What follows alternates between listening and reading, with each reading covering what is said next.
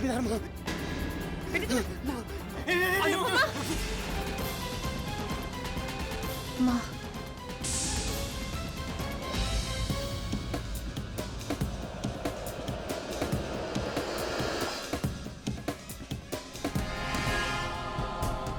माँ, अदिति कौन है? अदिति कौन है? अदिति कौन है?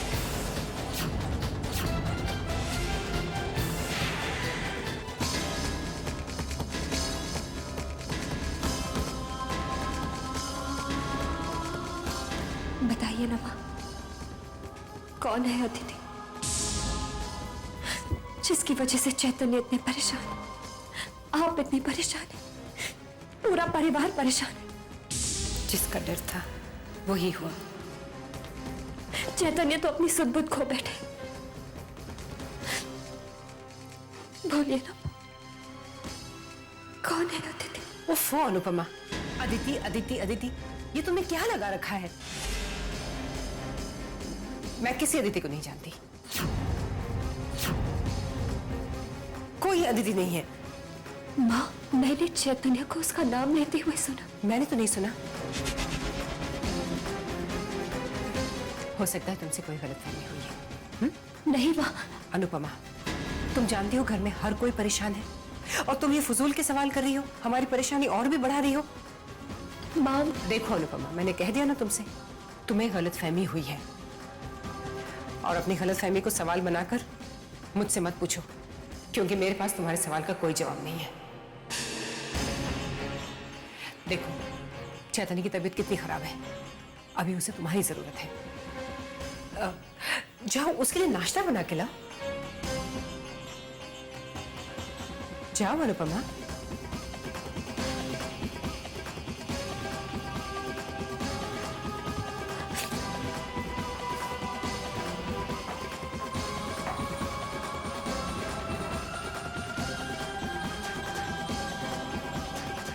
आखिर मैं अनुपमा को कब तक अवॉइड कर पाऊंगी?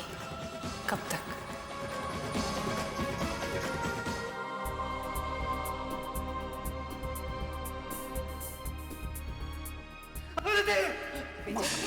वो अदिति को लेके माँ।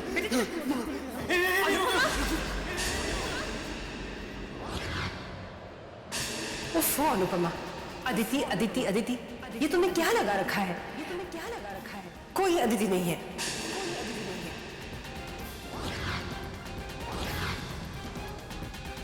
मुझे पूरा यकीन है, मैंने अदिति का नाम सुना था, अपने कानों से सुना था, पर माँ ने मुझे कुछ भी बताने से इनकार क्यों कर दिया? मुझे ऐसा क्यों लगा जैसे माँ मुझसे नजरें मिलाकर बात नहीं कर रही थी, नजरें चुरा रही थी मुझसे। नजरें तो कोई तभी चुराता है जब कोई इंसान किसी बात को छुपाने की कोशिश करता है। माँ क्या छुपा रही है, क्यों छुपा रही है? मैं पूरे यकीन के साथ कह सकती हूँ कि मैंने चैतन्य के मुंह से अदिति का नाम सुना था। कौन है ये अदिति? किससे पूछूं? कैसे जानूं?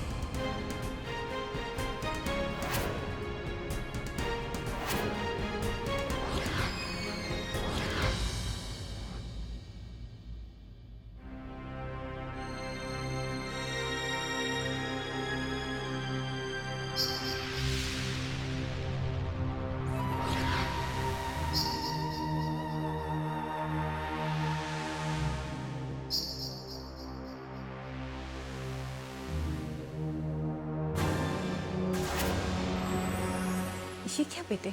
माँ साहब, प्लीज़ हमें मत रोकिए। हम जानते हैं कि आपके सर में बहुत दर्द हो रहा है, हम बाम लगा देते हैं।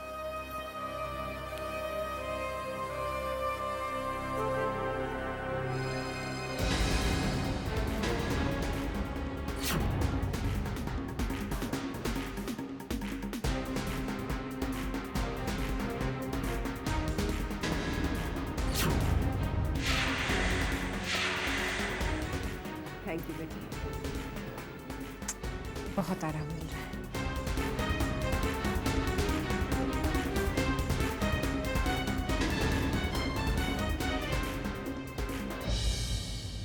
आप जानती हैं मासा, जब हम पहली बार इस घर में बहू बनकर आए थे, तब पापा ने विदाई के वक्त हमसे ये कहा था कि आज के बाद से अपनी सास को ही अपनी माँ समझना, और हमने वही समझा। इसीलिए तो आज तक हमें मायके की याद नहीं आई। सच कहे मासा, हम आपकी जरा सी भी तकलीफ नहीं देख सकते। एक माँ अपनी बेटी से नाराज हो सकती है, गलतफहमी हो सकती है, लेकिन एक बेटी अपनी माँ से कभी नाराज नहीं हो सकती है, उन्हें कभी तकलीफ में नहीं देख सकती है। इसलिए मासा, हम आपसे माफी मांगते हैं। हमने अनुपमा के बारे में आपसे जो कुछ भी कहा, हम जानते हैं आपको बिल्कुल भी अच्छा नहीं लगा, लेकिन हमारा इरादा बिल्कुल भी नहीं था आपको हर्ट करने का। अब क्या करें मासा, हमारी आदत ही कुछ ऐसी है, हमारे दिल में जो भी आता है ना मासा, हम वो कह देते हैं। लेकिन प्लीज प्लीज मासा, आप उसे गुस्ताखी मत समझिएगा। मैंने पद्मिनी को कितना गलत समझा। उसका इरादा मेरा दिल दुखाने का नहीं था।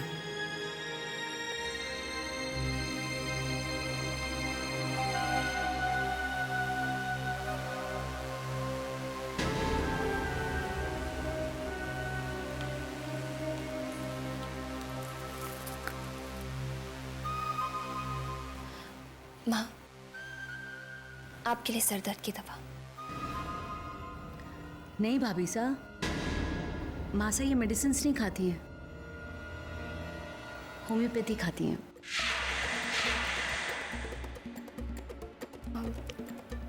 अच्छा, तो मुझे बता दीजिए कि होम्योपैथिक दवाई कहाँ रखी है, मैं लेकर आती हूँ।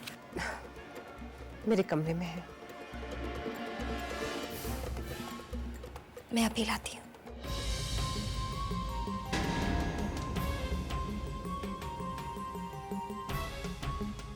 अनुपमा, अगर धीरे धीरे माँ को वापस अपनी तरफ और तुम्हारे खिलाफ न किया, तो हमारा नाम भी पद्मिनी नहीं।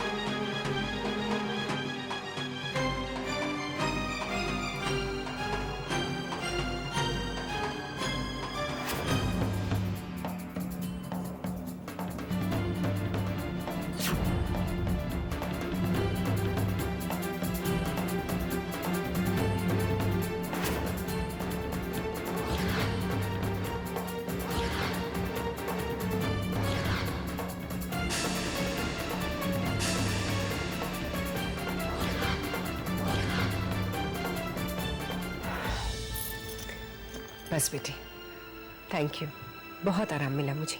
मासा, हम आपके लिए गरम गरम दूध लाते हैं, उसे पीकर आपको बहुत अच्छी नींद आएगी। ओके?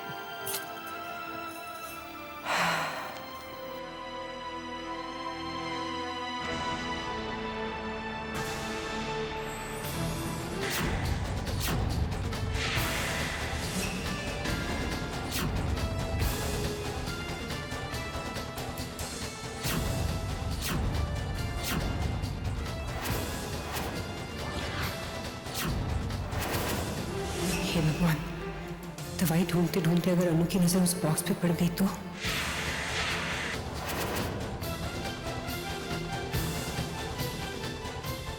कहाँ है माँ की होम्योपैथिक दवाई? हो सकता है अलमारी में हो।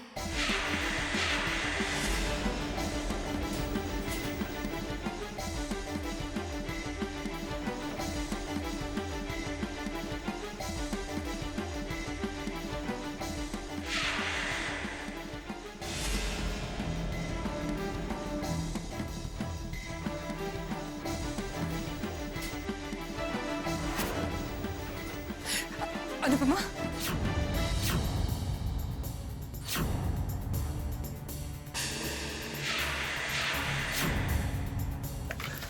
ये डब्बा मुझे दो। तुम जाओ, मैं दवाई ढूंढ लूंगी।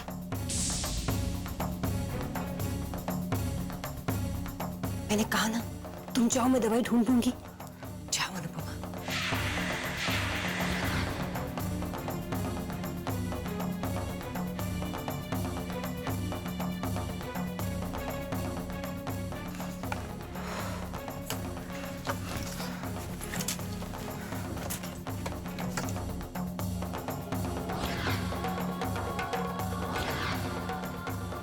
मुझे इसे कहीं छुपा देना चाहिए अब।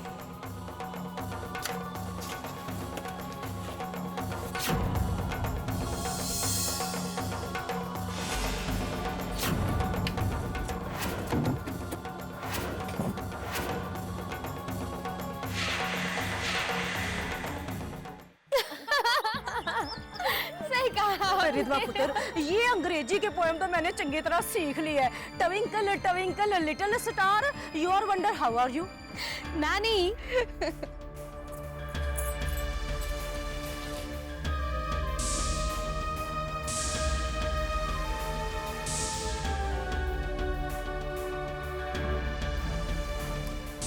अरे अरे अरे, कहाँ चली जा रही हो?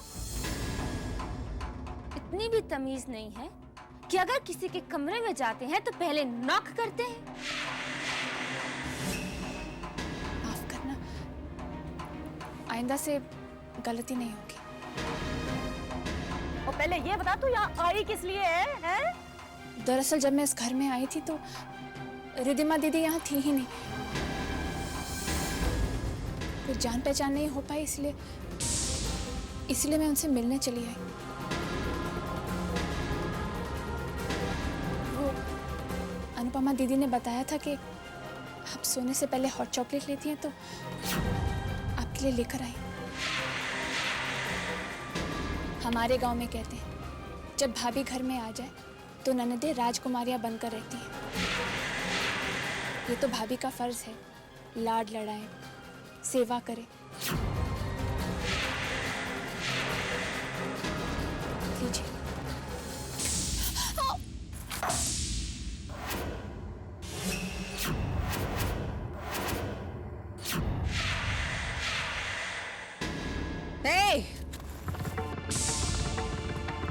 ऐसे टुकर टुकर क्या देख रही है मेरी बेटी को? आंखें नोच लेगी रिधिमा तेरी। जबरदस्ती इस घर में घुस तो आई है, मगर अगर हम में से किसी से भी रिश्ता जोड़ने की कोशिश की तो तेरा वो हश्र करूंगी कि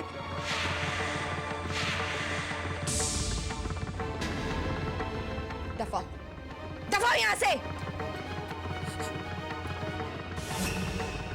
रुक।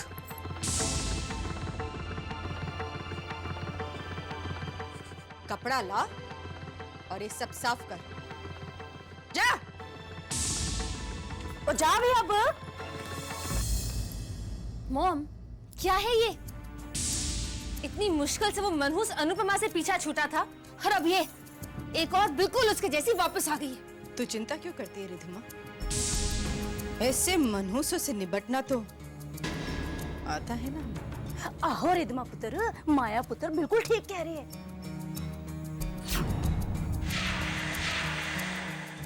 मॉम, क्या सोच रहे हैं आप? आपकी आंखों में ये अजब सी चमक कैसी? मेरे दिमाग में एक बहुत जबरदस्त आइडिया आया है इस नम्रता के बच्ची का जान खाने का। पुत्र क्या? देखते जा।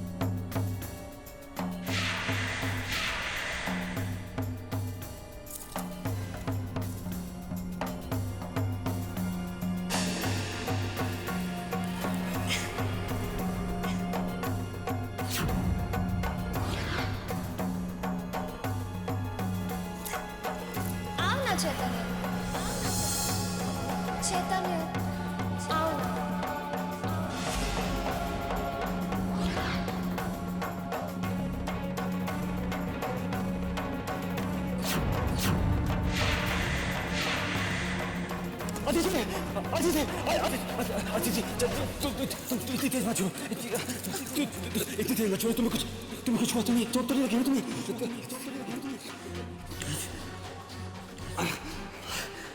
अदिति अदिति अदिति अदिति उफ़ अनुपमा, अदिति अदिति अदिति, ये तुमने क्या लगा रखा है? मैं किसी अदिति को नहीं जानती। अदिति अदिति अदिति अदिति अदिति अदिति अदिति अदिति अदिति, मैं किसी अदिति को नहीं जानती।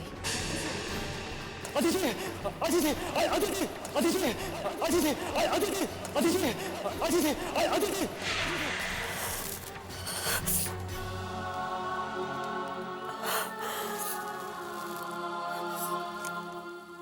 क्या करूं? कहां से ढूंढूं अपने सवालों के जवाब? यूं सोच सोच कर परेशान होकर मुझे इस मुश्किल का हल नहीं मिलेगा। पर मैं क्या करूं? कोई तो रास्ता दिखे, कोई तो रास्ता दिखला है।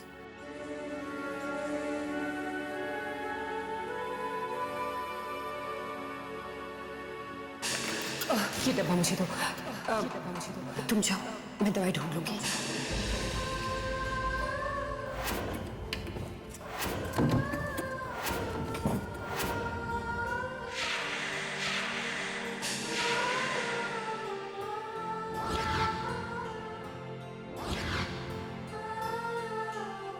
उस बॉक्स में क्या है?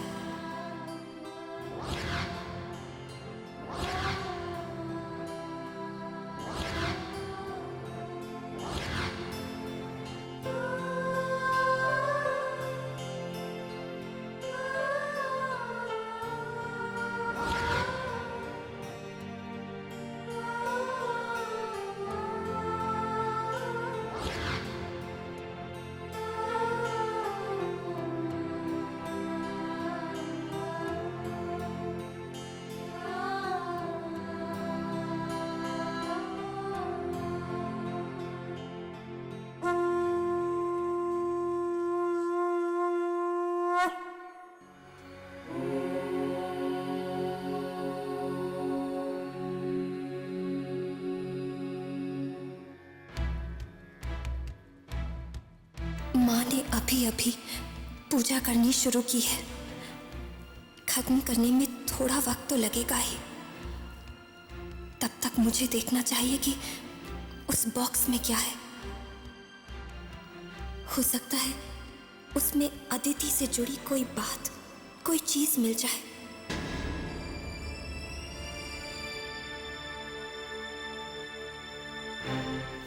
हे माँ, मैं जानती हूँ मैं जो करने जा रही हूँ वो गलत है, चोरी है, पाप है।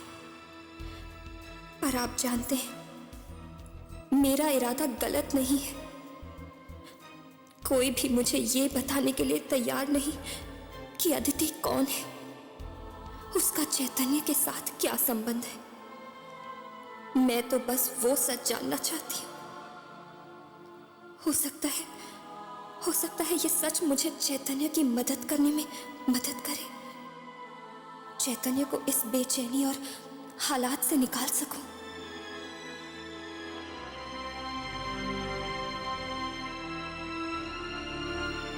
हे मां, मुझसे चैतन्य की तकलीफ देखी नहीं जाती। उस तकलीफ को कम करने के लिए मुझे ये कदम उठाना ही होगा। एक पत्नी को अपना फर्ज निभाने की शक्ति दीजिए।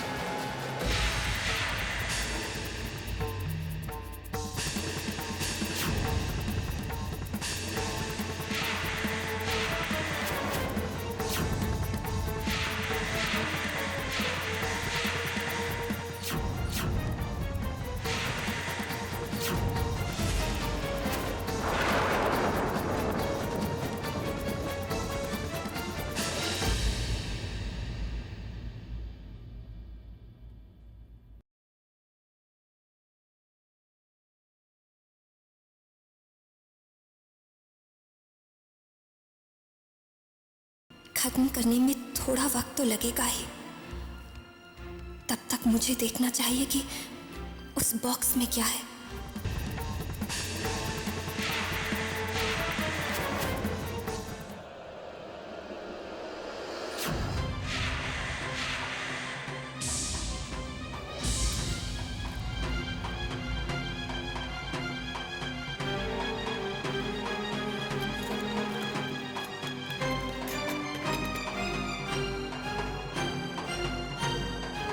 माँ,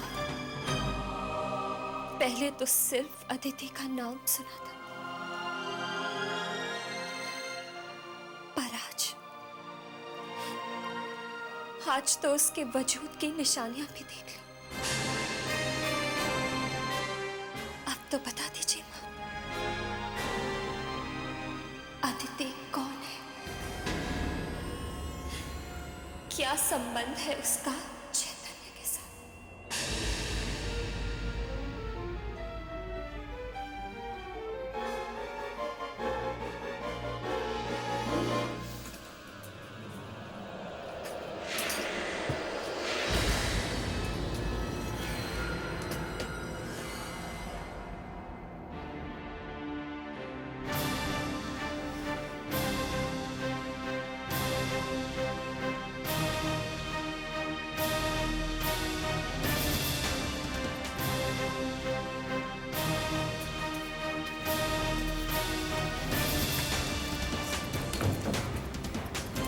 यकीन नहीं हो रहा अनुपमा कि तुम ऐसा कर सकती हो।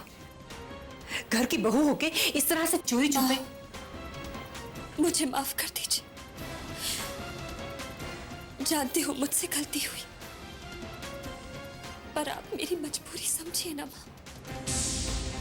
मैं तो बस वो वजह जानना चाहती थी जिसके कारण चैतन्य का ये हाल हुआ। आप भी मुझे कुछ नहीं बता रहे, तो मैं क्या करूं? पत्नी धर्म निभाना चाहती हो, चैतन्य की सेवा करना चाहती हो ना, तो क्या बिना सवाल किए पत्नी धर्म नहीं निभा सकती? मुश्किल घड़ी में अपने पति का साथ नहीं दे सकती? दे सकती हूँ माँ। चैतन्य के लिए मैं अपनी जान भी दे सकती हूँ,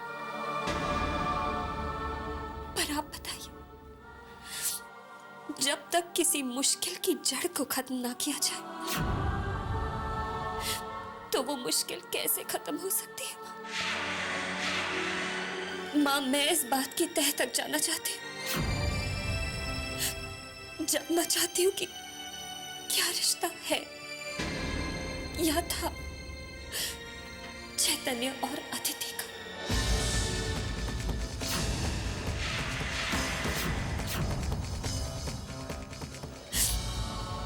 अदिति की वजह से ही चैतन्य का ये हाल हुआ। मैं आपसे हाथ जोड़कर प्रार्थना करती हूँ, मुझे अदिति के बारे में बताइए माँ, प्लीज। मैं तुमसे सिर्फ इतना कहना चाहती हूँ अनुपमा कि ये जो तुम्हारे सवाल है ना, कौन, कैसे, क्यों, कहाँ, भूल जाओ इन सबको और अपना ध्यान अपने पति में लगाओ। उसे जरूरत है तुम्हारी, और कहीं ऐसा ना हो कि तुम्हारे ये सारे सवाल उसकी और भी परेशानी के सबब बन जाए। पर माँ, बस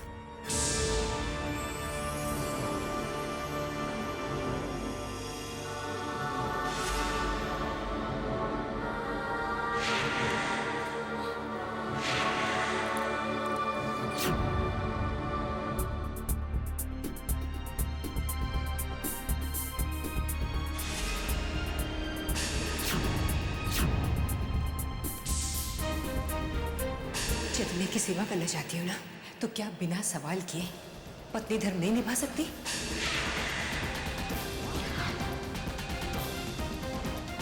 अब तो मुझे पूरा विश्वास होने लगा है कि चैतन्य की इस हालत की वजह अदिति ही है।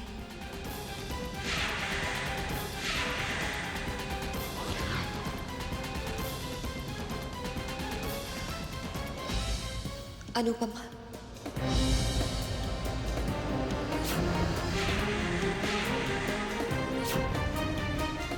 आंखों में आंसू भरकर सवालों के ताने बाने में क्यों उलझती जा रही हो?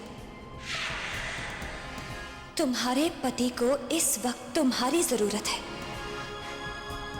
जानती हूं, मैं भी चैतन्य की मदद करना चाहती हूँ, पर क्या करूं? किससे मदद मांगूं? कोई भी तो नहीं है मेरी मदद के लिए। कैसी मदद अनुपमा? अरे तुम्हें किसी के सहारे या मदद की क्या जरूरत?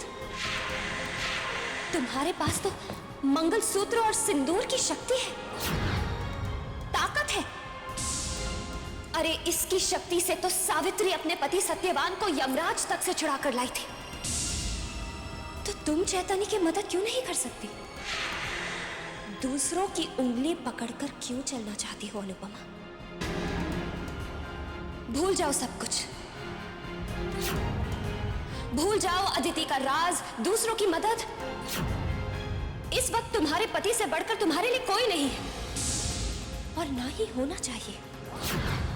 उठो अनुपमा, उठो और जाओ। जाओ अपने पति की मदद करो। चैतन्य को तुम्हारी जरूरत है। एक पत्नी होने का हक जताओ। जाओ अनुपमा, जाओ। जाओ और अपनी पत्नी होने का फर्ज निभाओ अनुपमा।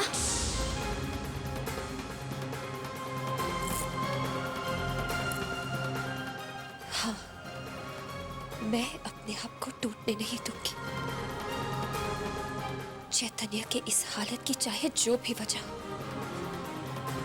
उसे ठीक करने की वजह मैं बनूंगी।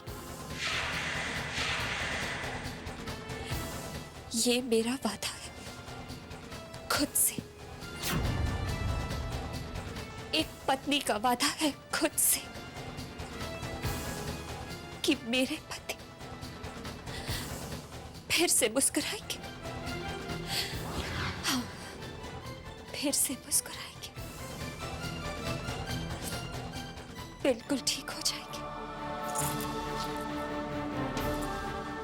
बिल्कुल ठीक।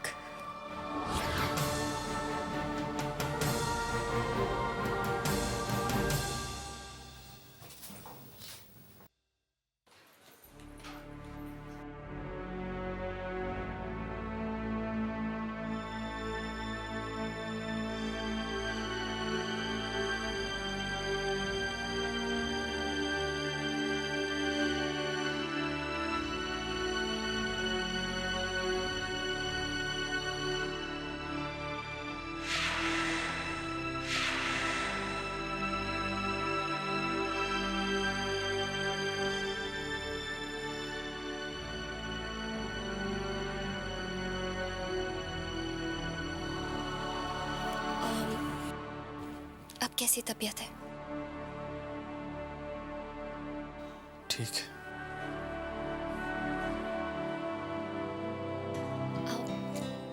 टीवी देखेंगे?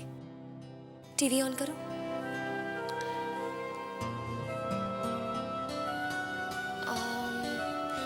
तो आप कोई स्पोर्ट्स मैगजीन पढ़ेंगे या कोई बिजनेस मैगजीन? ताश खेलेंगे? नहीं। ताश नहीं खेलनी, टीवी नहीं देखना। चलिए छोड़िए, गर्मा गर्म कॉफी बना कर लाती हूँ दोनों के लिए। नहीं, कॉफी नहीं पीनी है। पर मेरा तो मन है ना। इनफैक्ट मेरा मन आपके साथ कॉफी पीने के लिए है। पी लीजिए।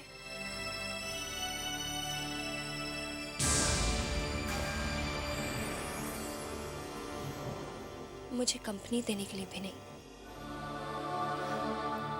देखिए, मैं आपके बगैर तो कॉफी पीती नहीं। आप अगर कंपनी देंगे तो पी लूंगी, वरना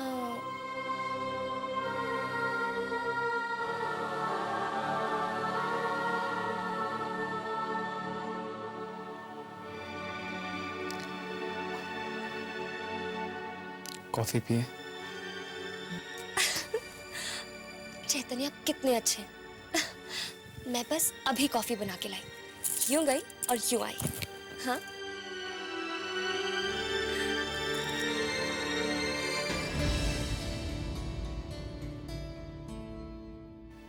बहुत उदास हो ना?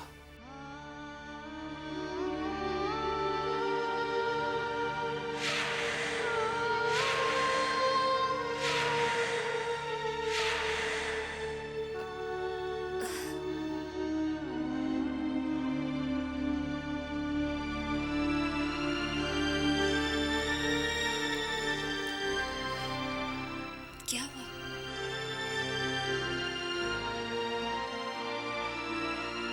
तुम्हारे मुस्कुराहट के पीछे जो उदासी छुपी है वो साफ नजर आ रही है। क्या करूं चैतन्य?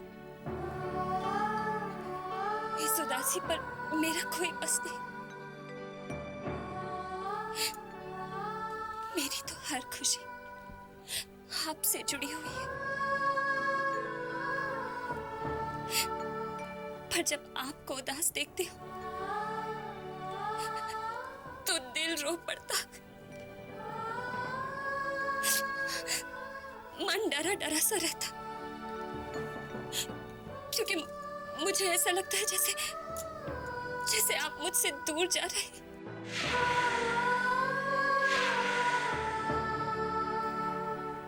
अगर आपने मुझे अपने दिल से दूर कर दिया ना,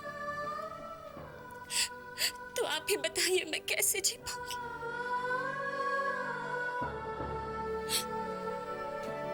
इतना प्यार मुझे सिर्फ आपसे ही तो मिला है। अगर आप मुझसे दूर चले गए, ये प्यार मुझसे छीन लिया गया तो मैं जी नहीं पाऊंगी, नहीं जी पाऊंगी।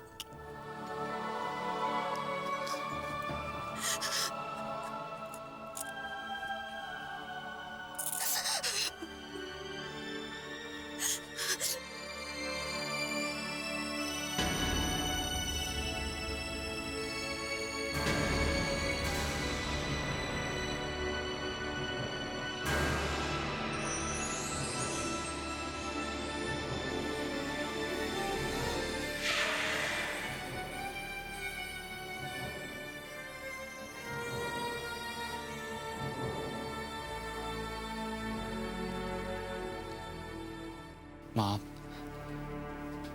जाने अनजाने मैंने अनु को कितना दुख पहुंचाया है। खुद से वादा किया था कि मैं अनु को हमेशा खुश रखूंगा।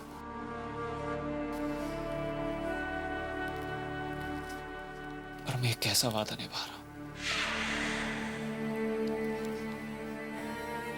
माँ, मुझसे अनु की हालत देखी नहीं चाहती।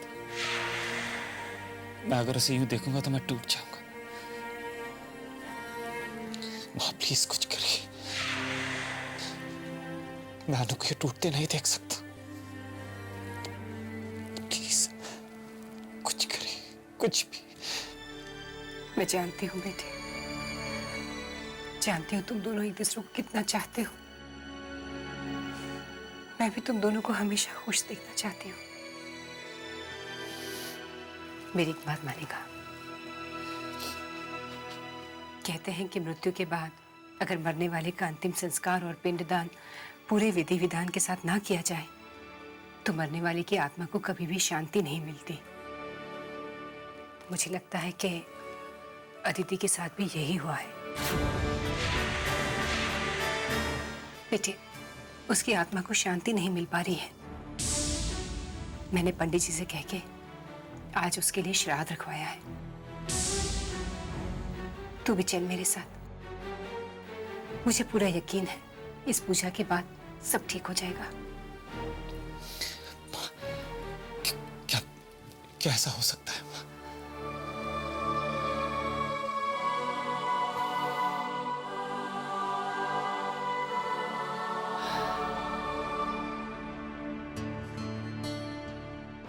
माँ और चैतन्य अचानक कहाँ चले गए?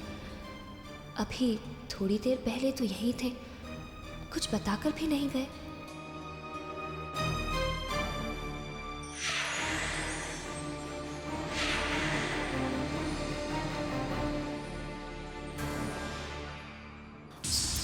भाई साहब, ये मासा और चैतन्य भाई साहब बिना किसी को कुछ कहे न जाने अचानक कहाँ चले गए? वही तो हम सोच रहे हैं लच्छी। आजकल हम देख रहे हैं कि चैतन्य भाई साहब और मासा कुछ अलग अलग रह रहे हैं, बिल्कुल कटे कटे। पता नहीं ये चैतन्य भाई साहब को हो क्या गया है। तो भाई साहब भाभी से पूछिए ना, उन्हें तो पता होगा ना अपने पति के बारे में। अरे लच्छी, वो बेचारी भाभी सा क्या जाने। इनफैक्ट मासा तो चैतन्य भाई सा और भाभी सा को बिल्कुल अलग अलग ही रखती है, उन्हें एक दूसरे के करीब ही नहीं जाने देती। अब कहते हैं ना, तो में दरारों का सबब बन जाते हैं, और दरारें रिश्ते के टूटने का। लच्छी, कहीं भाभी सा और चैतन्य भाई सा का रिश्ता टूटने की कगार पे तो नहीं है ना?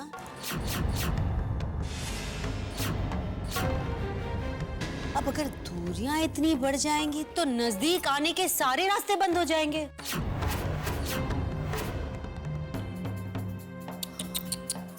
गॉड,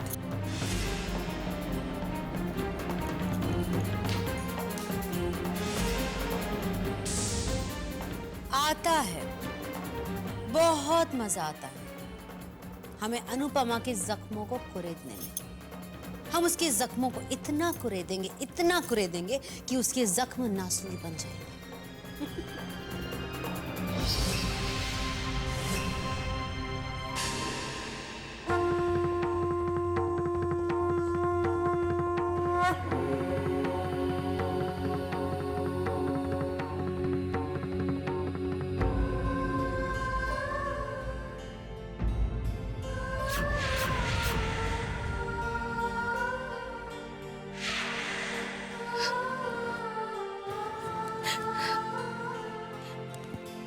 हे माँ,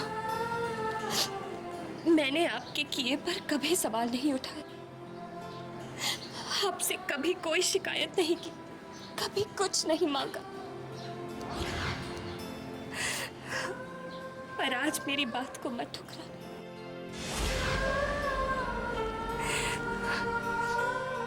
मुझसे मेरा पति मत छीनिए माँ, मेरा चैतन्य मत छीनिए, मुझे मेरा चैतन्य लौटा दीजिए। चैतन्य, तुम मुझे बिना बताए कहाँ चले गए? कहाँ चले?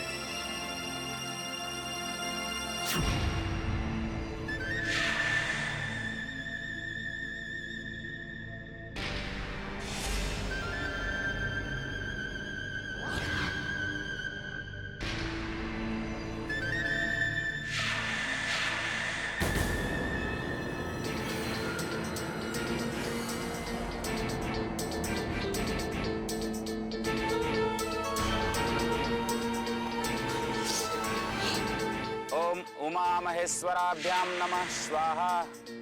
ओम वाणी हिरण्यगर्भाभ्याम नमः स्वाहा।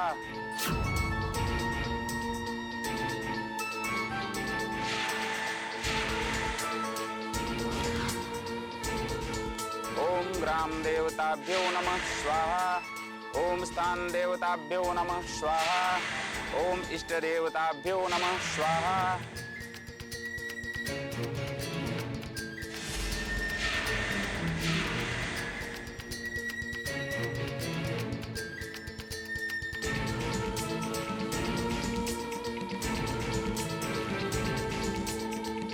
ओम सर्वेभ्यो ब्राह्मणेभ्यो नमः स्वाहा। ओम सर्वेभ्यो देवेभ्यो नमः स्वाहा।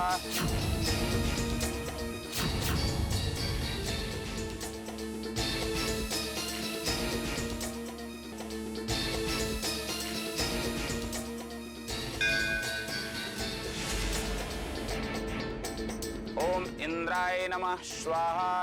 ओम वरुणाय नमः स्वाहा।